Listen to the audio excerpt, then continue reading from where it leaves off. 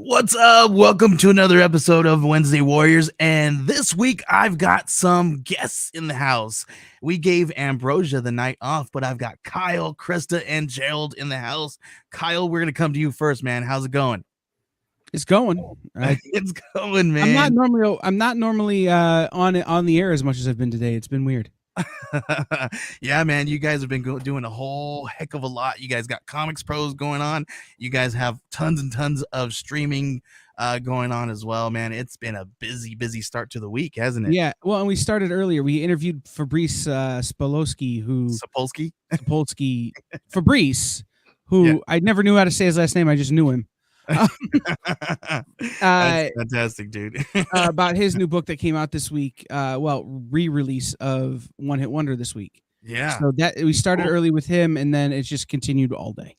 That's awesome. And Krista, please let everybody know where they know you from. You may know me as Cabbage Comics on Twitter, and I'm also the editorial director of Comicbook Yeti. Welcome, and Gerald, please let everybody know where they found you from. Hello, Internet. My name is Gerald Von Carr. I'm the managing editor of Breakneck Fantasy Anthology, bringing you magic, muscles, monsters, murder, and mayhem in 5 stories at a time. Awesome, fantastic. So today we're gonna do things like completely off script because I had stuff to prepare for, but Ambrosia is stuck doing the teacher thing, so we gave her the night off, and she's doing the good work for everybody out there. So we're just gonna be sitting back and hanging out and talking just random stuff. But today we were talking a little bit ago. I don't know if you guys know, but Russell Crowe, his role from Kraven has reportedly been revealed. Do you guys have any idea what this could have been? Do you guys know? I was playing D&D today, so I have not been staying up to date on the Russell Crowe news. No, this is the first I've heard of it. So way back when they were first talking about wanting to do an actual Kraven, I didn't. Jen messaged me. I couldn't see what it said though. I got to see it in a second. Maybe she wants to be a part of the show. But anyway, way back when they were talking about it was just like a rumor that they wanted to do Kraven as a movie. Mm-hmm. Russell Crowe was kind of attached to it. People were rumored, hey, we want him in there. But I was like, well, what could he do? Like, what is? But now it's been revealed that he's going to be his father of Kraven and Chameleon. And Chameleon has been revealed to be in the movie as well here with this last day or so, I believe. Mm-hmm. So very, very interesting news. Is he Well- old enough for that job? I think so. I mean, it was a controversial performance for some, but he's played a dad before. He played Jor-El, and in my estimation, he did a decent job. Please don't delete me from the stream for saying that. Oh, here we go. We got Peter Rick. Yo. How's it going, Peter Rick? Not bad yourselves. We're doing wonderful. Let me introduce Hi, you real Kyle. quick. Hi, Krista. Hi, Hey. Gerald. Hello. This is Peter Rick. He is the creator of Once Our Land and King's Vengeance. He is also part of all kinds of amazing EDM bands like Gang Signs and all kinds of other cool stuff, right, dude? Yeah, Humans, Gang Signs, Lady Friend. I did a rock and roll band called The Red, and Yeah. I'm starting a new country. It's got dark country, outlaw, super dark, morbid band that's gonna come up soon.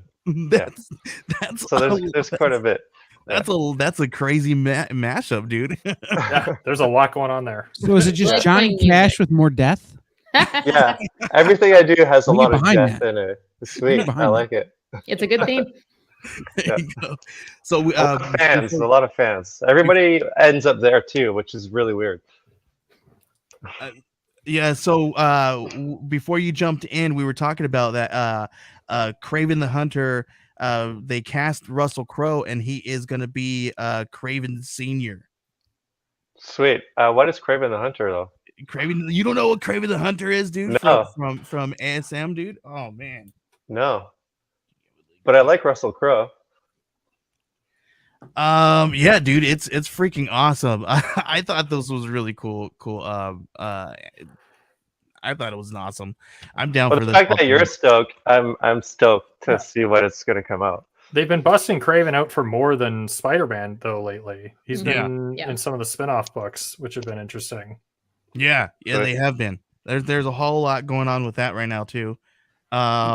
Yeah, I just don't know that Russell Crowe looks old enough to be Aaron Taylor Johnson's dad. If Aaron Taylor Johnson is That's fair. Craven, Yeah. because he's because Craven and his dad were like more years apart than you might think. Mhm.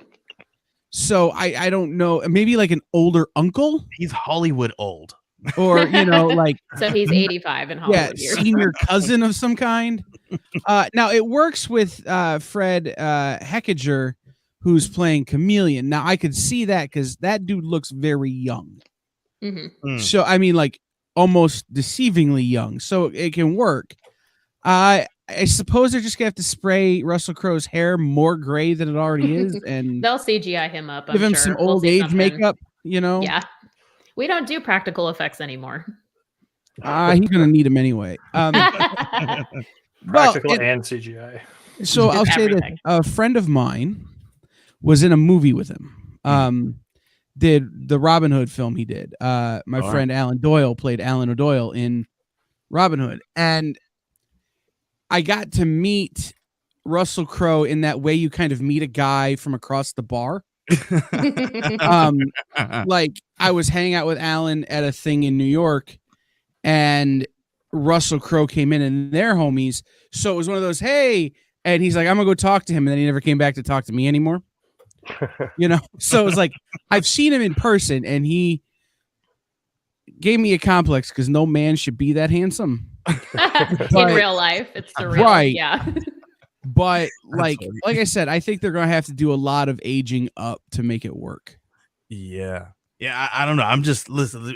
I'm a really horrible critic when it comes to stuff like that because I'm like, yes, let's do it. I don't even care. I'm just like excited about it all the time. I'm excited depending on who's directing because Yes. a lot of the Sony movies are really bad. The Sony Marvel ones, except for the Spider-Man ones. Have they even announced so- who's gonna direct it? Yeah, that's always like if it's going to be good depending on who's directing. Or Yeah, I don't you at even least know. have hopes that it would Yeah, be okay. totally. I'm a bit Yeah. grim when it comes to this kind of stuff. It's like, I don't know. But yeah, hopefully it's fun. Yeah, I'm there for it. I'm down for it. The director's J.C. Chandor, What do you do? who has directed A Most Violent Year, which was pretty good. Oh, Okay. yeah, that movie's amazing. Okay, it's gonna be great. Yeah, that's one of my favorite and movies. Did you guys see Nice. the short? And this is like 16, 17 years ago. Despacito. It won a Oh, bunch of awards. It had Will Arnett and Yes. Why does that sound Mhm. familiar? Yep. yeah, And he that's- directed that. Is that what Bieber wrote his song based off that movie? He saw God, that I hope short. not. It is immediately in my head. Thank you. It's never Dang it, going now away. now it's gonna be an earworm. But I remember studying in film school and they showed that, and it was like, oh, okay, yeah. So he's very good. Okay. Hopeful. All right. That movie, if you guys haven't seen it, The Most Violent Year is amazing. Super gruesome and dark, and it's based on true stories where gas tanks like used to get hijacked all the time on the highways, and it's got Oscar Isaac, and that redhead was in everything. Jessica Chastain. Oh Yeah. yeah. There you go. Yeah. Just He that also did- Recommend it. That was all Google. That was not me. You Well, delivered it super God, smooth though. Like, oh, he Jessica did- Chastain. He did Triple Frontier on Netflix, which also had Oscar Isaac, but it had Charlie Hunnam and Ben Affleck. Hmm. Which, That is was that good? that was a I don't war think I've movie. seen it. That Was was it a horror movie? no War. It's not even really a war movie. It's we were soldiers and now we're gonna do our own thing to go steal money. Mercenary work. Yeah. Oh yeah, I They saw had that both- movie. It was It okay. had both Poe Dameron and The Mandalorian in it. As Oh. either Yeah. Poe Dameron or The Mandalorian. It So wasn't I a watched- bad movie. It wasn't. No, a it bad wasn't movie. bad. It just wasn't like wow. It was It wasn't a Most Violent Year. No. I'm gonna So check this that is out. not necessarily a departure. It seems like it could be just because you're venturing into geek land, but subject wise, I think there'll be some commonalities there. Yeah, Mhm. Mhm. Yeah, that'd be good. Tone and theme will line up. yeah, for sure. Yeah. I have another topic here to talk to you guys a little bit about because I was talking to Peter Rick about it. Is NFTs because he's a little bit of an expert with this stuff, and I've been dabbling with it. I'm not an expert. If I was an expert, I'd be, I have a really nice background. well, anybody who knows more than I do, I call him an expert, Okay. and that's basically anybody.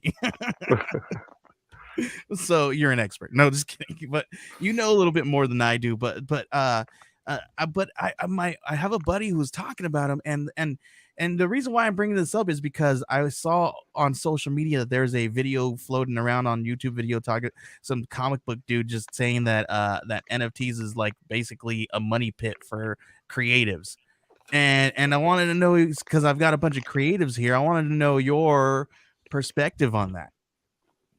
Peter, let's go to you, or Krista, please. No. I was about to say I have a lot of thoughts, so someone should hop in ahead of me.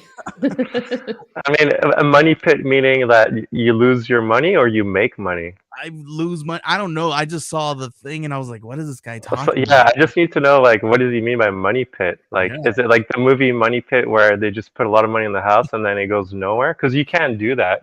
I mean, every time you make an NFT, it costs you money unless you get invited, and then the site, like whoever does it, pays for the minting. And then the way we did our PFP, which most PFP NFTs they do it, the people pay for the minting. So, and you get for super cheap. And there are some people who use it like as a pyramid scheme, kind of. You just like invest and you flip it.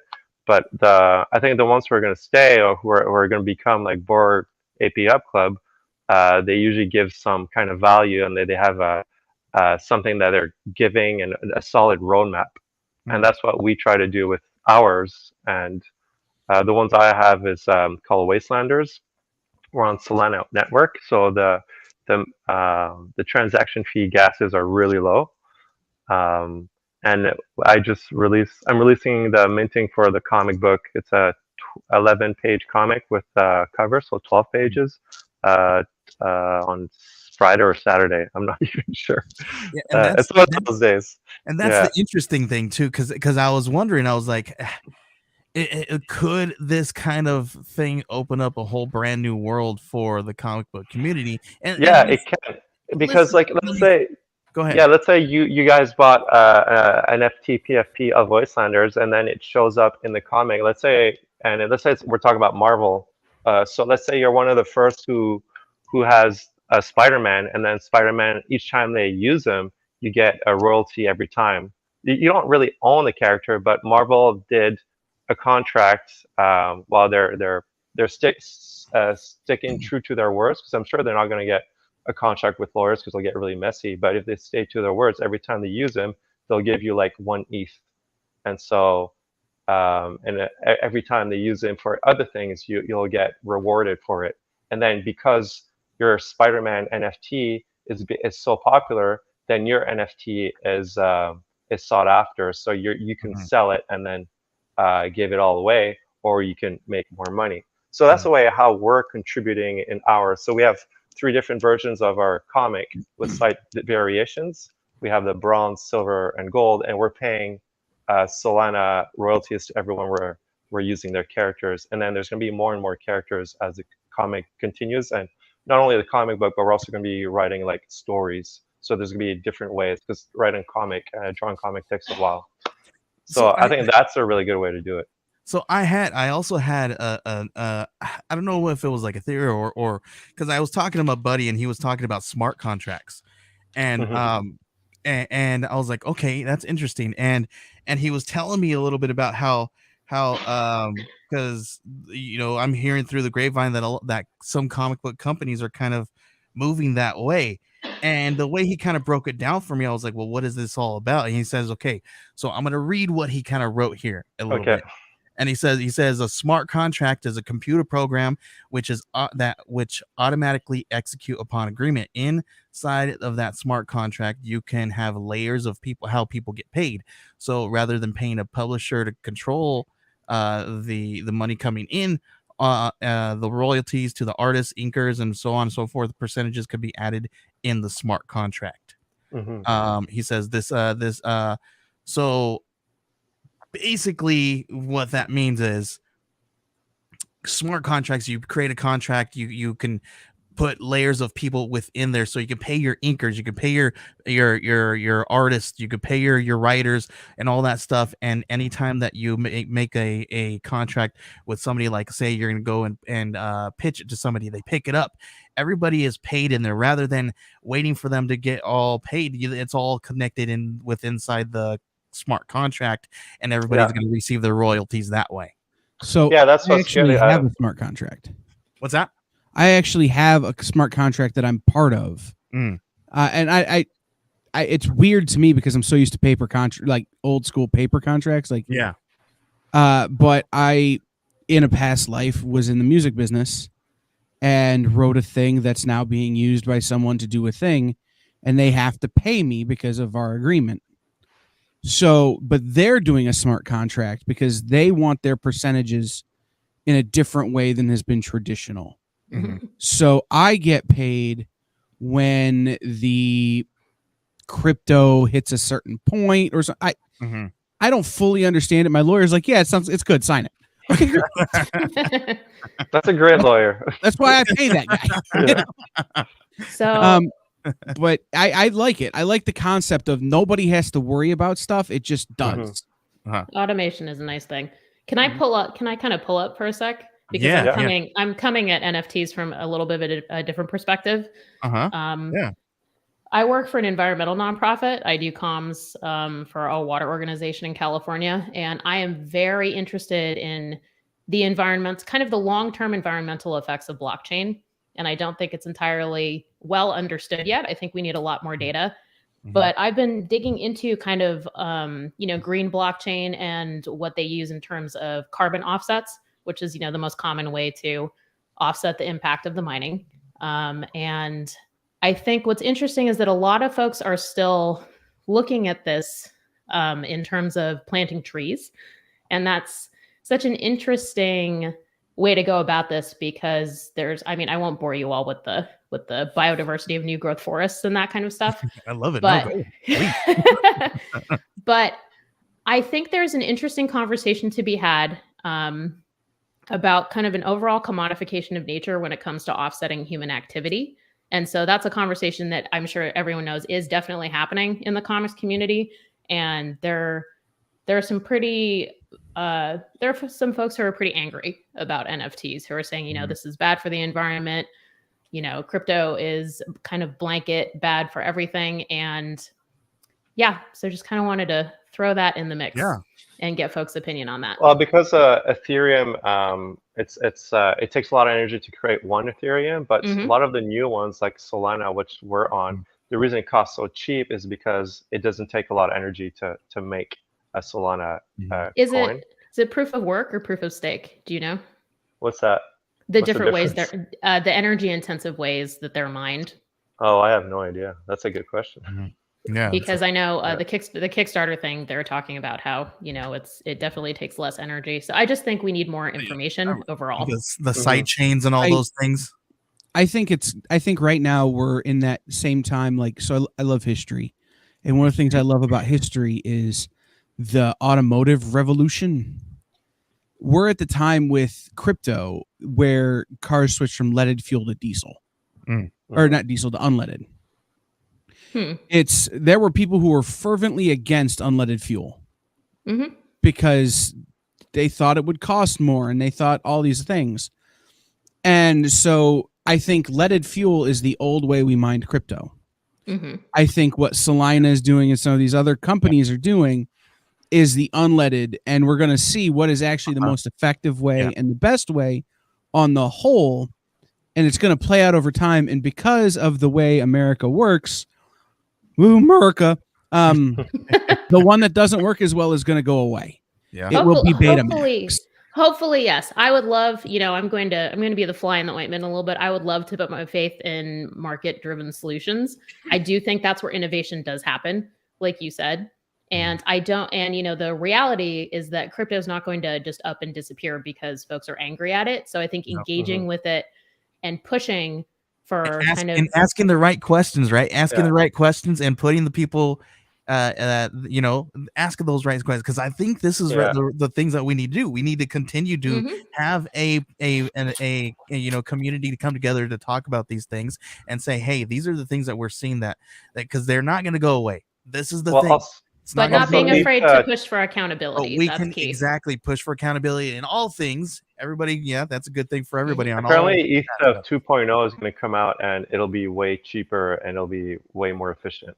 So I love that. I know and they've been saying that for a while. So I don't know when it's releasing. And that's what this is about, right? That we ask these questions, we talk about these things, and we bring the awareness up so that we make changes. And I love that. Hopefully ones that are good for the environment overall. Exactly. I'm right there for you. We pivoted from NFTs to crypto, and I'm going to be honest, I know even less about crypto than I do about NFTs. Well, I have no stake in any of that world other than the world we live in. And my question about NFTs, particularly when related to comics, is, but why? Like, I understand a digital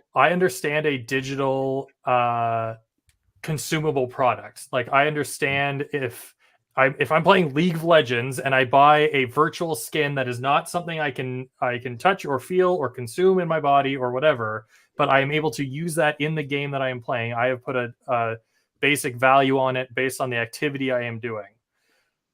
If I buy an image NFT, I own it, but everyone else can still use it. There's no one restricting their use or viewage of it.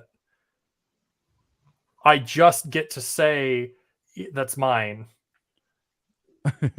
If I make a comic and I say, this is my NFT comic, please pay me lots of NFT monies for it. And then everyone gets to still read the comic I made. But the one person says they own it and not me anymore. But why? So let's say I put out a bunch of NFTs and I raise like $2 million. Like for me so you're investing in me, and now instead of me going to a studio who's gonna like give me so many notes and make it PG, we're gonna bypass all that. And then by you buying an NFT, then I will be rewarding you for using your NFT in it. And then some of them, what they do is like you can actually play your NFT as a character in a game. Like Pixelmon is one that's coming out. It looks pretty dope. So they're actually doing the game. So it depends how much you raise too. Like if I release a bunch of NFTs, I only make $10,000. Like I won't be making the comic and the game. So you're also, it's kind of a gamble because you're hoping that you trust the people who are releasing the NFTs. So you're investing in the people behind it. It's instead of like let's say Netflix would do a show and they say like, oh, would you pay a monthly fee extra and we'll make a Hellboy animated TV show like $60 million per movie. Like you'd be like, yeah, that's down. I'm down for that, and I get to reap some of the rewards. That'd be a great thing, a great value. Oh, I guess okay. I'm just wondering how sustainable it is in the long term, in terms of a group of people. So, I mean, this is going to sound hilarious given that, the comics community is based on physical collections, but the shared perceived value of something and how that has the potential to pay off for artists and for audiences down the line. I don't know. We'll see.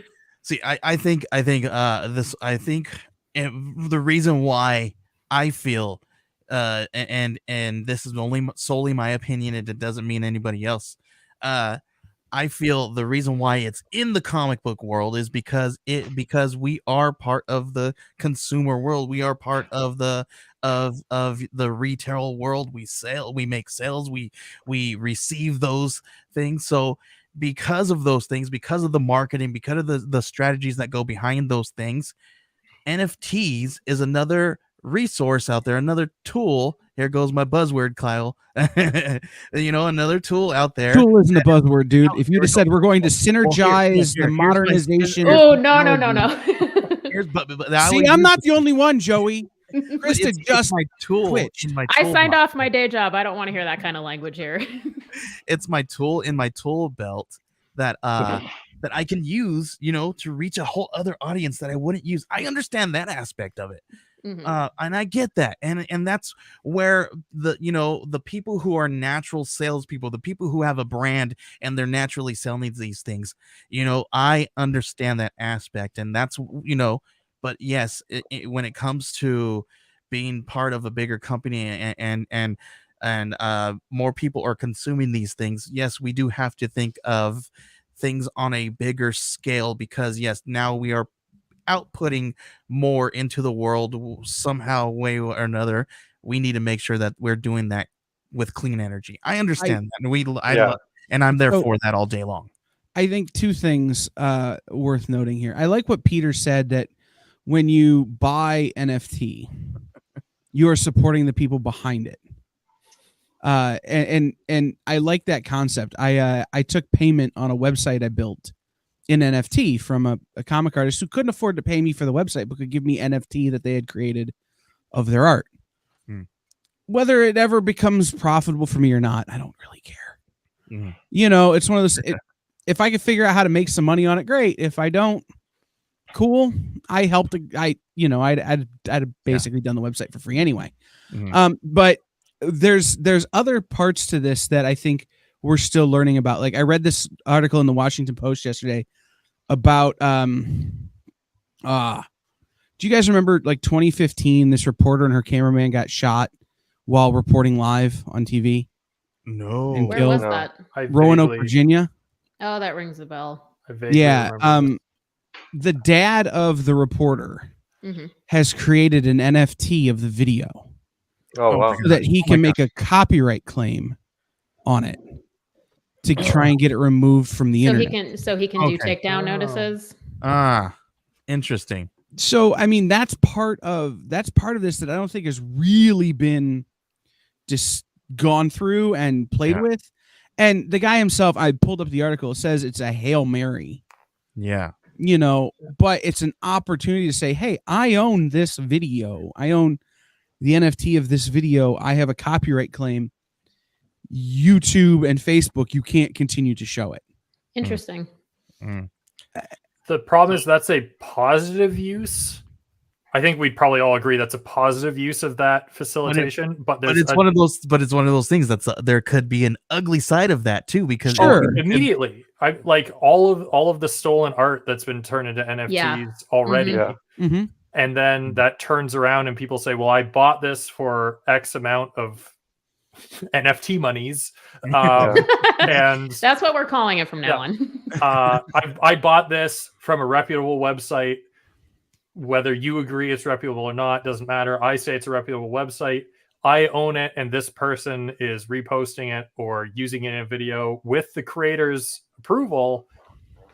But now there's copyright things. If the more legitimization of the process we give without oversight on the house. Oh, certainly. Well, you should always do your research. That's the one thing that a lot of people don't do. If you don't do your research, like for example, my NFTs, they're on Solana, but if they're the ones that are on OpenSea, they're on Ethereum, and those are all fakes. And if you're buying that, it's because you didn't check our website and see that we're actually on Solana and Magic Eden and not on OpenSea. So it's kind of like if you don't do your research, you might get screwed over for trying to play too fast. I totally hear you, and I'm a firm advocate of, whatever you're doing, whether it's a comic book contract or, selling your art in whatever forum, definitely do your research. I think the grim reality is that people won't, unfortunately. So what kind of safety mechanisms can we build into something that may not be going away, whether some of us want it to or not, so artists are protected? And I'm just going to say it again, so we can investigate the environmental impacts of these technologies. Thanks for being open to dialogue. I appreciate it. Well, the natural thing that we as human beings do, right? What does it do? And what do we do when we find that hey, there's this side of this ugly side of it, or there's a really shiny side over here, but it can be used in a negative way. It's what we do from that point is we start to put regulations in place, right? So Rails, we need to make sure that we do those things in a smart way, though. We can't, because this is not going away, but it's also going to help us as well, I feel, but we need to do it in the right way. Right. We're still very early on in this technology. I mean, it's bleeding edge pretty much. Yeah. Right. As long as crypto has been around and NFTs are new, like brand spanking new, and crypto's not been around that long. And so there's a level of you kind of got to shoot your shot until you realize that you've missed. So, we need to keep exploring. Yeah. What's it doing to the environment? What's it doing for artists? What is the theft rate? What is there are companies out there that are doing their due diligence. Oh, sure. Absolutely. I will have to say that. And it just needs to pan out, right? Like it just needs to, we need to see it. We need to give it more time before my line has always been, I don't feel one way or the other about NFTs or crypto. I don't have a strong opinion on them because I don't know enough about them. I don't have enough data to say I like them or I don't. I think if you can use them to your advantage, great. I think if you're really concerned about the environment, don't take advantage, don't be a part of it, and do your thing to battle it in terms of planting, diverse growth allergen forests. And don't do that. I'm an indoor cat. If I go outside, I start sneezing. So but you got to do what you need to do, right? Like find your lane and support your lane, and then at the end, it'll all kind of. I have friends who don't own cars because they don't like the carbon footprint of a car, but at the same time, I have to have a car. So it's you pick your lane and then you do your thing, and in the end, it'll all balance, I think. But the scary Can I thing. Say one thing. Sorry. Yes. Yeah, okay, after you. Yeah. But the scary thing with saying, I don't have enough information, and I'm gonna wait. But the thing is, because if we don't have enough information, are we gonna be that person who's gonna go out there and get that information, or are we going to trust? And here we go. Are we going to trust the experts' opinion? Never trust anyone in authority. That's my motto. Right. Well, what I'm saying is we don't have enough data points. Well, listen, if they're an expert in their field, they're gonna know their field. Listen, I am going to say this, and I hate tooting my own horn, but I will say I am an expert. I am an expert in podcast editing and all that stuff, right? I will say that, and I can say, you gives me a scenario, I will find out what the problem is for you, as long as has to do with hardware and software, computer, music, what software, whatever. That's my gift that whatever higher power gave me. But I feel like if we are doing this, we have to trust people that actually know their field. But So, Joey, with audio, you have, and I'll use your example. You have data points to say this is how this should sound. This is how this should look. This is what this should produce. I'm saying with NFTs and crypto, we just don't have enough data points to have a definitive answer as to what is what across the board. Because what is what for Peter? I feel the layman doesn't. I feel the layman doesn't, but I feel like the experts do it, because there are people out there that in their field that have more knowledge about this to do. Peter, you said you had something. Yeah, so for the artists who are getting ripped off and the climate thing, if you think about the artists with cassette tapes when you were doing bootlegs, and the artists who make songs with the bootlegs and not paying royalties, and then you had the CDs. CDs are also a lot of plastic, and then you had Napster. Yeah.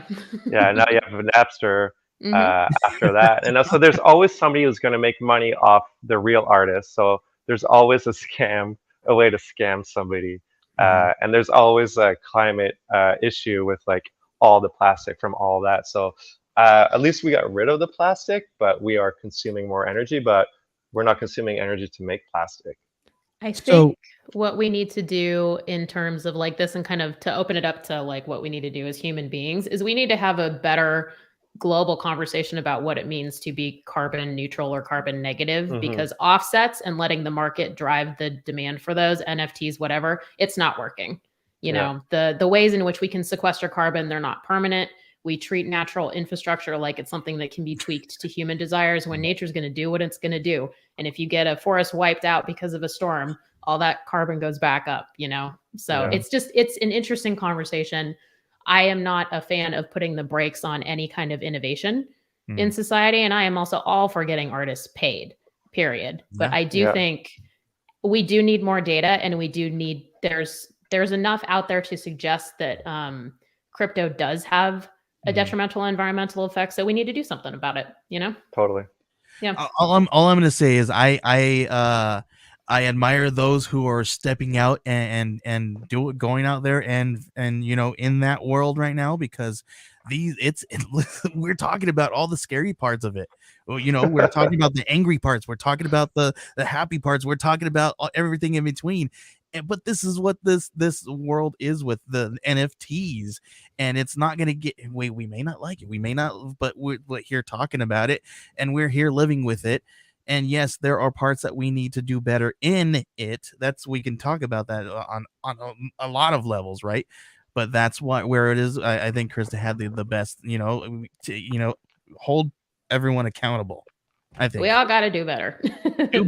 Do better in whatever way we can. I hear you, Peter. Yeah. I think, and I do feel that there are some companies out there that are aware of those bad parts, and they are really making a shift to change it. So there are good companies, good NFT companies, good crypto companies that are doing good things to change it. Right, I will say that for sure. But yes, they're curious. I would say I'm not going to ascribe. Okay, I will say they're taking a step in the right direction. I'm always going to push it. That's the way I am, and it's the work that I do, both inside and outside of the industry. But I think inquiry is always best, so I can definitely meet you there. Yeah, awesome. I love that. Let's see. I don't have anything else. Well, I do have a couple other things, but I don't know. You guys excited for Batman coming up? I feel like I am for sure. I rented an entire movie theater for it. You did? Yes. It's amazing. Nice. Well, I two reasons. One, it comes out 2 days after my birthday. Nice. So it's going to be my birthday party, and my business partner's birthday is like 6 days after. So we're going to do I called the movie theater and go, look, we're both in our mid-30s, but can we book a children's birthday party for us with a Batman screening? Good. And the movie theater went, you got cash? I went, yeah. They're like, okay, we'll do How that. many people have to go in? Like, how many people can you fit? As many up to 30. Oh, that's good. That's a good number. I could do up to 30. But the other thing that does is it lets me yell at the screen when I'm disappointed or angry with the movie. Is it without worrying about other people's enjoyment. Oh, hopefully so you won't be private screaming thing. in a disappointment. I don't think so either. Well, Joey knows this about me. I have been disappointed with every comic book movie ever made for some reason. All of them? Each and every single one? one of them. Even the first Batman? Yes, every single one of them. Be the book or be nothing. I think Kyle is the grumpy old man way before his time. Yeah, no, I used to say be the books or be nothing, and then Endgame and Infinity War came out, and I didn't like Infinity War because I felt like they had only done half of their homework and wanted an A. And then they did Endgame, and I'm like, okay, they've completed their homework. Redo the grading. That's a joke for Ambrosia. So, like, you know. Then those movies happened. I softened on the be the book or be nothing stance, but my thing is that I've devoted my life to comic books and the consumption of this media. I'm an expert. Yeah. If you can't live up to what the book did, don't make a movie of it. I see. I'm not that harsh. Man, because I'm all about creativity and giving me something in the world. Listen, and also, dude, I think they are gonna do something right, and I really hope that they do something right by you, because there's already talk that there could be a spin-off and some sequels. Well, and like I'll give you an example. I loved Shazam. There's a Penguin. Such a good movie. Yep. Yeah. Right. It's one of the best kids movie I've seen. Right. It's not at all like the comic book, but they lived up to what the comic book was. It's got like a sprinkling of Justice League International in there. Yeah. What about Hellboy 2? Hellboy 2 is amazing. That one was crazy. Both Hellboy movies were great. I didn't like the first one. I like the second one a lot. Unpopular opinion, Shazam was just Oh no. But what Shazam did, Joey, and this is the thing, is it lived up to what the comic books were. In terms of it was a fun time. It didn't take itself super serious. Yeah. It was, it just kind of was an all ages kind of romp. But I'm also not a huge fan of like what the heck is that other one? What's that one on HBO? The Peacemaker? The Boys? Peacemaker? Yeah. The horrible one. You're gonna have to be more specific. The horrible one, Doom Patrol. What? Yeah. I hate Doom Patrol. Wait, that was on HBO? Okay, I'm curious. Yeah?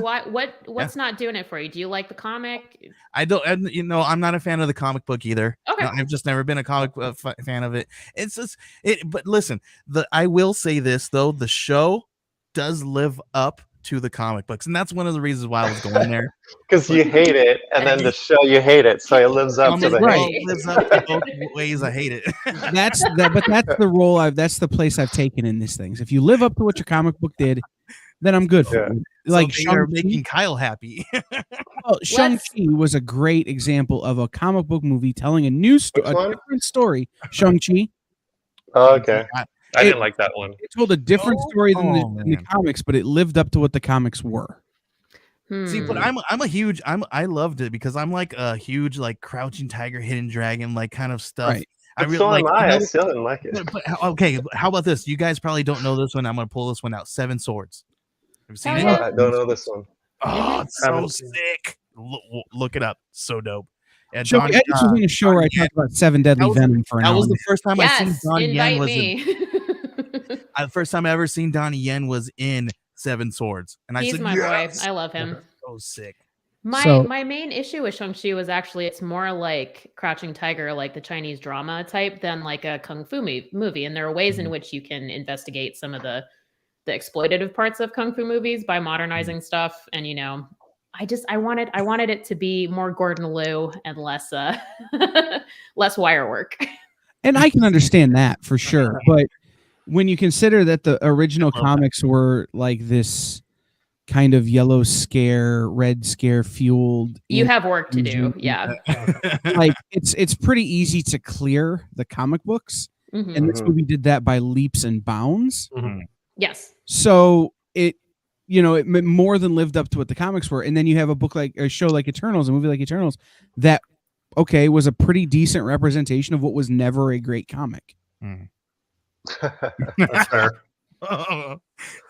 So they That hurt nailed my it. soul, man. I know. I felt it. Everybody. I walked out of the theater for that one. No, You really? walked out of Eternals? Wow. Yeah, I it walked was so out boring. Wow. DC's Suicide Squad the first time. Oh my gosh. Batman versus Superman: Dawn of Justice. That was a tough one. What was the third one I walked out of? They were all 3 DC movies. Oh my gosh. All of them. Birds of Prey. Oh yeah, that love- one's really bad. I love Oh, you Birds of liked Prey. it? Yeah, I No do. way. I Okay. think so. Here's my pitch just for me for Birds of Prey.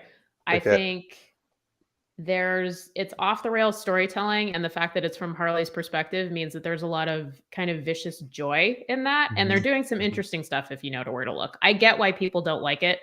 I didn't make the movie. I don't have a stake in people liking or not liking anything. It just it really did it for me. I was surprised. Listen, that But movie, what I really didn't that- like about that the movie- movie was, oh sorry. no, all I was gonna say was I was gonna say something dumb, and now I feel bad. No, it's fine. I was gonna say that movie made me perfect my egg sandwich. Just saying.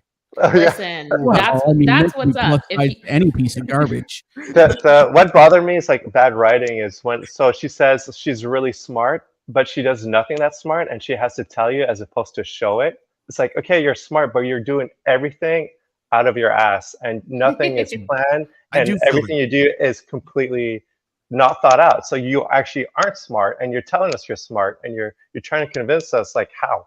But that's Harley Quinn, though. I feel like I would Harley argue Quinn, that's the point. Yeah, it's an I unreliable feel like narrator. Harley Quinn is that. Yeah. Harley Quinn is literally she's a. But she's isn't she smart, supposed but to be she's- really smart? But yeah, she's really smart. But she's She has a trying PhD. to. But she she's never trying shows not to us that be. she's smart. I don't think she's trying to be. I think she's running from being smart. I think that's her whole character. I think Okay. there are many portrayals of Harley that could use a little bit of scaffolding, especially looking back on them. But yeah, I really like her viewpoint in some ways. For some people, I think is impenetrable. Like you're either going to be on board or you're not in something like Birds of Prey, and I was, and other folks aren't. And Twitter was very angry about it, I have to say. Twitter's angry about a lot of stuff. Oh, that's true. Hey guys, I gotta go, but yeah, that was really fun. Thanks for Thanks having for me. chatting. Thanks, Peter. Yeah. Thank you. Have fun. I know where you're going. Have fun. Cheers. Bye. Yeah, man, thanks for hanging out with us, Peter. Listen, I feel like that is the reason, the whole thing of Harley Quinn. That's her whole setup for her whole entire character. I feel. Yeah, she's chaos personified. Like she is someone who is smart, who is trying to live the life of Joker, right? Yes. She tries to take on the chaos. So she still has those moments of like ding light bulb, but most of the time it's running headlong away from that. Yep. My problem with the movie wasn't Harley Quinn at all. It was the minimization of these other characters Oh yeah, that are the Birds of Prey that Huntress are and so Huntress was so badass. Oh, she was. I think, And they're like, Huntress was okay, they're definitely- sidekicks to Harley. And I will say this: the opposite is true of the Harley Quinn animated series with the girl Cuoco. from The Big Bang Theory, Kaylee Cuoco as Harley, and my dude Ron Funches as King Shark. Like, I started watching that movie because I'm friends with watching that show because I'm friends with Ron Funches, and it was one of those things where it's like, oh, this is amazing. Yeah. I cheer for Kite Man. Like, who wouldn't? Come on. Right. Like, I want Kite Man to like win at everything. Like, this makes no sense to me. So I don't think Peacemaker would, right? Is that what? I think the issue for some people, and this is to kind of your point, Kyle, earlier about matching up transmedia with comics. The problem with the movieverse is that a lot of people know Harley and they know her from the animated series coming into comics and maybe coming back out, or maybe they've never read a single comic with her. And so from a marketing standpoint and a studio standpoint, it makes perfect sense. Like, we'll introduce the Birds of Prey through the lens of this character who's a tested fan favorite.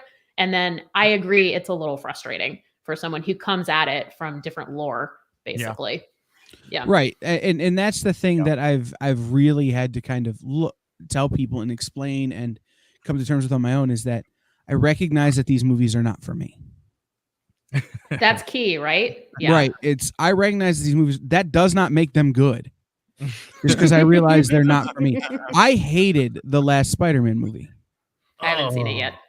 Like the one that just came out? Yes. No. But I also, because I have an encyclopedic knowledge of the character Spider-Man, I recognize that movie was not made for people. All right, let's test him. No, just kidding. Who are going, I know every Spider-Man that's ever been created, and I know this is not a thing, right? Like, that movie was made for people who have followed the Spider-Man cinema. Well, yeah, obviously. Mhm. That's why they did it. It was definitely right. That doesn't make the movie good or bad. It wasn't for me. I didn't like it. That was still a great movie. Listen, the way I find it out if a movie is good or bad is if I'm smiling and laughing and having fun in the middle of the freaking theater. My enjoyment has nothing to do with and my enjoyment. I didn't of a film smile has during nothing to do Mandy, with and good that's or one of bad. my favorite movies, so I can't use that metric for. But I understand what you're saying. All I'm saying is I love it. I love it all. I don't care. If you smiled through my favorite movies, Joey, you would have to get checked for being some sort of psychopath. As soon as I said it, I was gonna get something from. Well, no, like if you smile through Saw, like you probably ought to go see somebody. Yeah, dude. Yeah, I'm not. But how about this though? I'm gonna just change the subject. Are you guys excited for the Netflix Marvel shows going to Disney Plus? Actually, yes. Yes. Yeah. Yeah, true. Hey, Dirk, this is actually true. Dirk says that, to be fair, Kyle doesn't like much. You're right. He knows Kyle. He knows Kyle. It's true.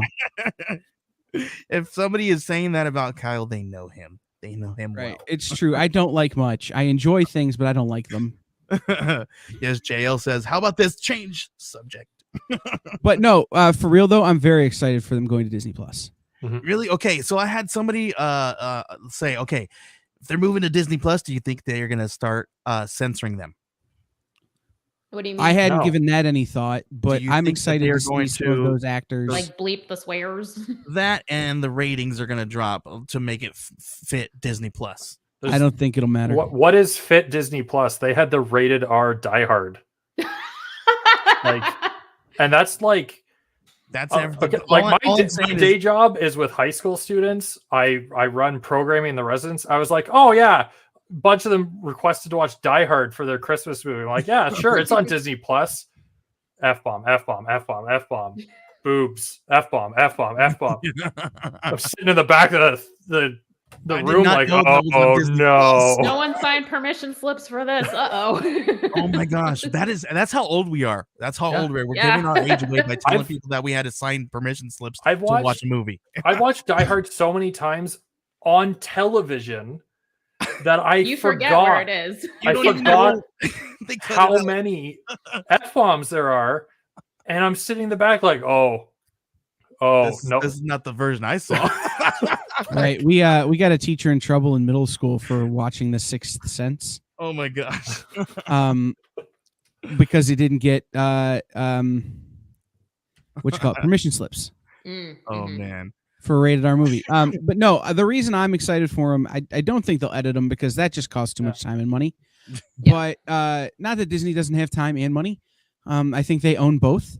But I think you'll start to see Mike Coulter or some of these other actors show up in stuff, even if they've not announced them like they did. So they've already been doing that since. Well, they've been doing that a lot. They blatantly announced the people who are going to be in Hawkeye, right? But they've not said that they're going to bring back Mike Coulter as Luke Cage or some of these other characters. I think, I would love to see Alden Hansen. Who did they? They only announced what Jessica Jones is. No, wait, did they not?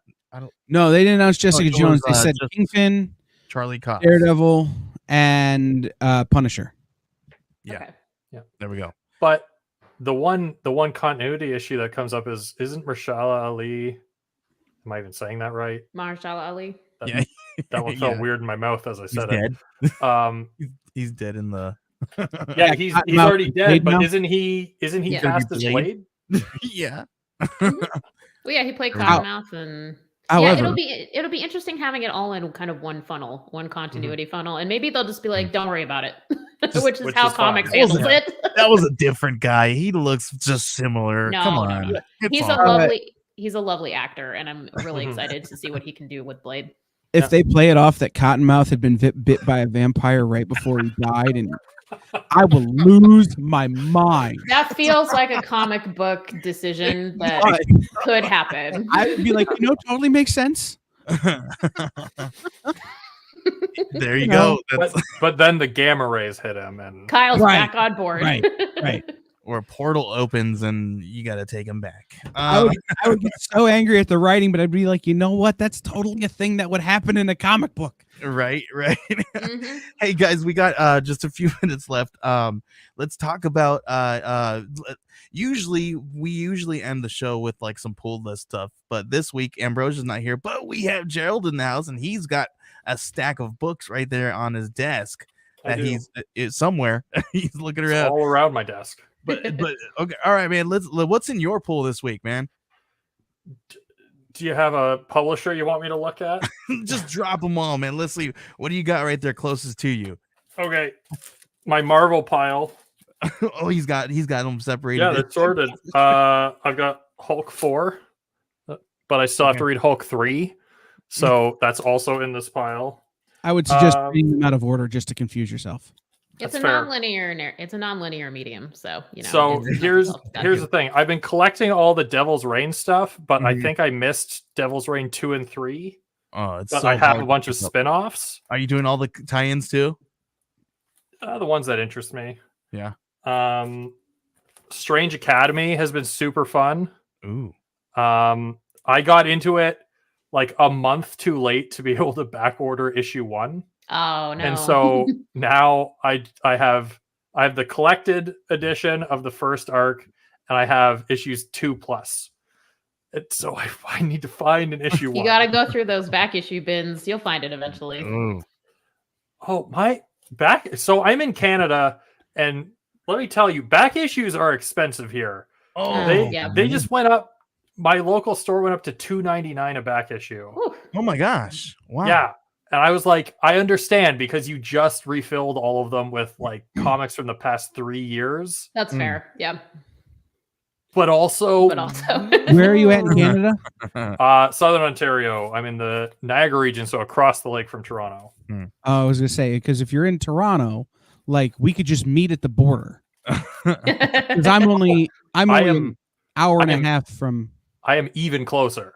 I work outside of Niagara Falls, Canada. Okay, well, I'm 40 minutes from Windsor. Yeah. There you go. Look at there. So you, like you we could found just something meet at the border and I can hand you one. and just like here you go, and just like do some digs for him, and just here you go. Right. We just gotta avoid whatever that trucker protest is, and we'll be good. bring in people together, one comic at a time. There you go. The trucker protest is all over. Like it's everywhere. There's local people who drove by my house a couple nights ago just honking, and it was like 15 minutes of just people driving down the rural highway. And I'm like, no one, you're not doing anything here. You're not doing anything here. You're mildly annoying 3 residents. Please stop. Listen, all I'm going to say is your guys' protests are cute. Oh, They're so adorable.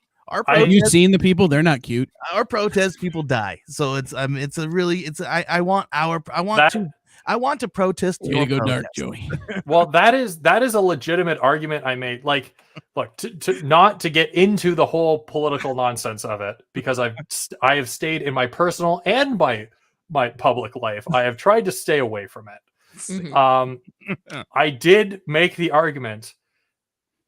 At least no one has died about when arguing with discussing it with someone at work who is That's a very grim low anti-protest. bar. Yeah, it's a grim low bar. Doesn't it suck that we have to say that? Like, Yes. why can't we go back to when protests were like you're like, hey, you guys did something. That's awesome. You made a change. And now they just pull everybody out of the street. Listen, that's a different podcast. Yeah, Don't get me. Let's move away from controversial Let's topics. talk about establishment tactics. Yeah. Let's move away from controversial topics. Yeah, let's have fun and talk about numbing stuff. And talk about the controversy of me not liking movies again. I can keep going. Mindbreaker, the D&D with Jim nice. Zub. So good. Mhm. I heard That's a about that super one. fun book Zub puts so much joy into his storytelling. It's just always a blast. every time. And he's a very sweet man. And I I've believe it. interacted with him a couple times on I believe Twitter. Mhm. When I opened submissions for Breakneck Fantasy Anthology, I shot my shot and was just like, "Hey Jim, we've talked twice about D&D in private messages. Do you want to be in my anthology?" And he was extremely sweet about telling me no. just no. I'm like, I get it. I understand. Hey, shoot your shot. A buddy of mine did an anthology and got Mark Waid. Nice. He shot his shot. Always shoot your shot, right? Exactly. Was it Always his be respectful very and shoot your first shot. anthology? Hey, look, that's how I got this job. That's how I Yes, got but this he was job, lucky he had a publisher behind it, so that helped. Changes things. Yeah, but still, like, always shoot your shot. You never know. guys. Oh yeah. And like I said, he's a very sweet man. And his Conan run was fantastic. Oh, it was so much fun. It was so That's cool. it threw me right back to the old school, just really solid runs. Yeah, it was very good. And coming off of Aaron, that was a tough act to follow, but it was great. Yeah. Absolutely. Super cool. And he's got the Thunderbolts coming out. I'm just gonna start shilling Jim's up stuff now. The new Everybody check him out if you lineup. haven't. You earned He's it. delightful. Yeah. All right. Who else- What else? Who else can I shout out here? Can I put in a plug for one comic? Yeah, please. Read Radio Apocalypse. It's That's one of the Unbelievable. books on my pull list this week. Mhm. Oh, Yeah. so good. and I haven't. I lied. I have two. What publisher is that from? Vault. Yep. Vault. Okay. And an indie book that just popped out from two of my colleagues on Twitter, Lane Yates and Erica Price, is Ursula. It's a trans horror story. It is very cool. If you're Nice. into body horror, it is the comic for you. I'm not, but that sounds cool. So on the Radio I love weird Apocalypse stuff. tip, absolutely. On the Radio Apocalypse tip, really anything by Ram V. Oh, Like, delightful. Yeah. Yeah, I mean, we'll show for Jim Zub, we'll show for Ram V. Really anything. And by the them. teams that he brings with him too. He works with such amazing people across the board. It's pretty special. Absolutely. Kyle, you got anything on your list? So the all new Firefly #1 by David Boer. Ooh. Oh yeah. Kaylee's the captain of Serenity. But it's the Janest Jane story ever Jane. That was a lot of fun this week. I also got a shout out Emo Girl, which I only got the first 3 pages of for preview. Yeah. But totally feels like every girl I dated in high school. Isn't that a Machine Gun Kelly song now? I don't know about that, Oh, but dear. it's from a new company called Blood Moon Comics. Yeah. The Super covers look small really cool. publisher. I saw some of the other stuff that they got going on, and the covers look cool. We are a bunch of geeks who judge things from covers, right? Everybody says you don't judge a book by covers, but we do because we're like, oh, cool cover. But the covers, I look do dope. not include me in that. I'm like, it's a lie, it's a trap. Open the book. Listen, I love it too. Listen, I know. I read them. I collect them. I read them. I do it all. I buy them digitally. I will buy. I am notorious for buying a physical copy and then turning around, buying a second one, and then turning around and buying it digitally because I don't want to open 2 of those other 2 that I bought. Yeah, I have 2 more, Joe, if we got a minute. Yes, please. So from Boom Studios and Archaea, I'm going to sell you on issue 2, but only issue 1 is out. The Killer Affairs of the State, number 1. Yeah. Issue I saw 1 that cross my suffers desk. from, and I'm going to be honest, suffers from some pacing issues. Mm. But you know where it's going. Like, it's paced slowly because they have to build the world so Mhm. completely for it to be able to, like, it's climbing the roller coaster hill. Mm. And it's one of those things where you're getting to the top and you're starting to have anxiety at the end of issue 1 just before you go over the top. So there's that one. And That's good. Then also from Vault, We Ride Titans #2. Oh yeah. Oh yeah. Issue #1 like hit me right in the feels as an alcoholic and someone who has dealt with some of that stuff. Issue 2 feels like I said this last night on my show. You're just waiting for it to go, "You're not my real dad." But it ends on a huge, massive cliffhanger. Nice. So super fun read as well. Nice. Yeah, that's on my list. I got a couple from Scout that are going to be dropping in my list. We got Shepard the Valentine #1. Super dope. Andrea Molinari and his son. And we got Dancing with the Dragons #4. King Jira #1. This one's one of my favorite ones. This was from. I'm so pumped about that. It's so so pumped good. about that. It's so good. It follows I don't want to give away because it's just so good. But let's just say it makes me really hungry for pizza. All I'm gonna say. And we got Red Shift #5 and Distorted #1 from Salvatore Vivenzio and Gabrielle Falzone. And I actually got to speak with them. I was supposed to drop an episode today, but I was like, I have so much to do. So I'm gonna edit it tonight and drop it tomorrow. Hopefully, we'll see. But their book just dropped today. It stinks because it had so many different delays because of the paper shortages. It was supposed to be out like last month. So it's now out there in the world, in the wild. Get it, and it's absolutely awesome. I don't know if you guys know what it's about, but it's really, really cool. That's a cool book.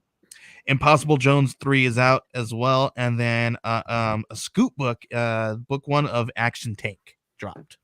Oh, I love Mike Berry so much. I got the chance to check out Action Tank when he was self-publishing it, and that book is something special. It is. It's a really good one, so you guys should check that one out. And then Gods of Brutality 4 dropped as well from Black Caravan. Nice. I have one I forgot about that I haven't read yet, and that's why I forgot about it. Yeah. Heavy Metal Drummer #1 from Behemoth. Oh, yeah. That one sounded really good. I wanted to check that one out too. Well, anything set in 1986 starring a drummer, it's like, oh, it's about me. Got it. There you go. Here's the part where I mentioned I was born in 1985. I wasn't born yet in 1986, but what?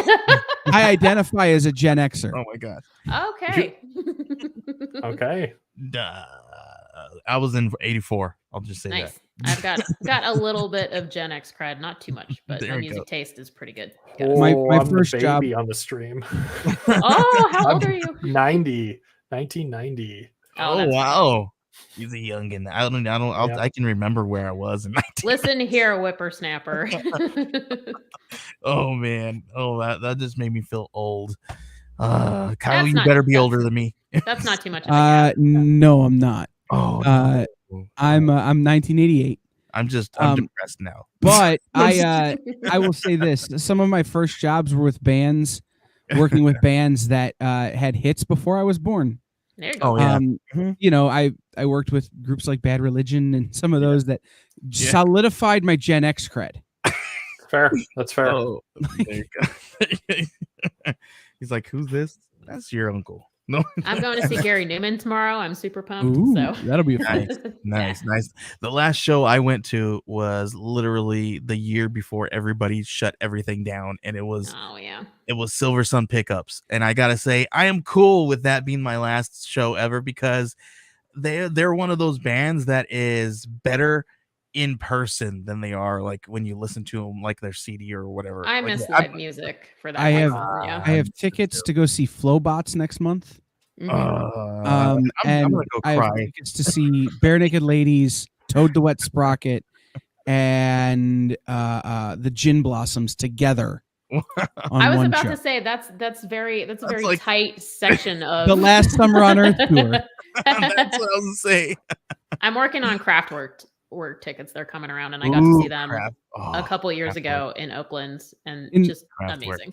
In the span of 6 days, I'll see Neil Gaiman speak twice and see Flowbots. Nice. That's gonna be a fun week. Yeah, I'm a huge Kraftwerk. Like my so my good. favorite I love band. industrial. Yeah. My favorite band is Depeche Mode. I love Depeche Mode. Who doesn't love Depeche Mode? Someone say if it. you don't like Prove Depeche me Mode, leave. wrong. No, it's totally fine. Love synth pop, love industrial, love all kinds of weird, post-punk, all kinds of good stuff. Awesome. Thank you all for hanging out with me right here, and it was a wonderful time hanging out with all of you. Ambrosia will be back next week. Kyle, please let everybody know where they can find you. The Experience. There you go. Easy. The EXP, the underscore EXP, or the underscore EXP1, depending on the platform. But I don't remember which ones are which. That's Joey's job now, and that's where I'm at. Yep, I'm working on that. I'm also on the TikToks, but I don't make content, so why would I mention it? That's gonna change. I will work with you on that. Gerald, please let everyone know where they can find you. Hello, everyone. You can find me on Twitter at gvonkar, GVONKAHR, or you can find my anthology at Breakneck Anth, ANTH. We are in our last 4 days at this time. Nice. 4 days on Kickstarter. What are you guys at right now? Do you have it up for us really quick? Sure. While you're doing that, we'll hear from Krista. See where can they find you? Yeah, you can find me at Cabbage Comics on Twitter, kc-comics.com, and at Comicbook Yeti. Awesome. It's been a whole lot of fun hanging out with all of you. I'm super excited. Oh, cool. Here we go. Yep. We got the link. I'll drop links and all that good stuff in the chat for you guys. But make sure you guys head on over to Breakneck Anthology and Kickstarter and check that out. Awesome. And then thank you guys for hanging out with me right here on Wednesday Warriors Live. Kyle, Krista, and Gerald, thank you guys. It's been a whole heck of a lot of fun. Yeah, thanks for Joey. the dialogue. Appreciate it. Yeah, and we'll see you guys next week. And next week we will have Ambrosia back in the house. Hopefully, if all of the parent-teacher conferences are over, and I guarantee you guys, she definitely misses being here with us. So we'll be back right on schedule next time. We'll see you guys later. Bye. Awesome.